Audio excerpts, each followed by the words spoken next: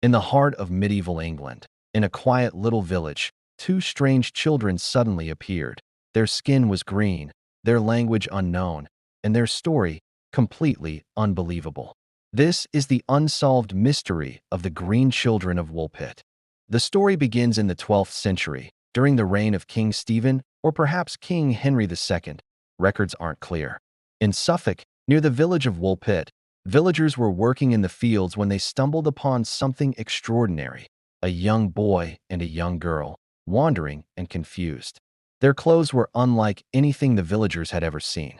They spoke no language anyone could recognize. And most striking of all, their skin was green. The villagers took the children in.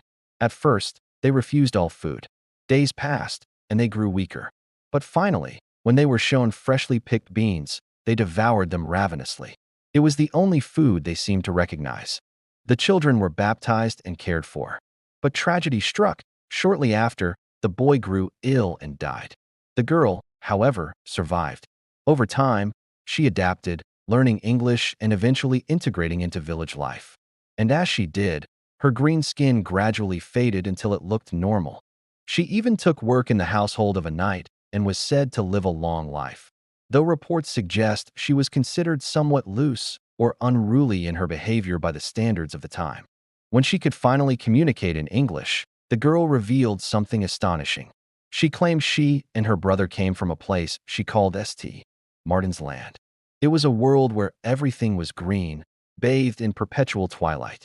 She described it as being separated from ours by a great river, and she said that one day, while tending their father's cattle, she and her brother heard the sound of church bells.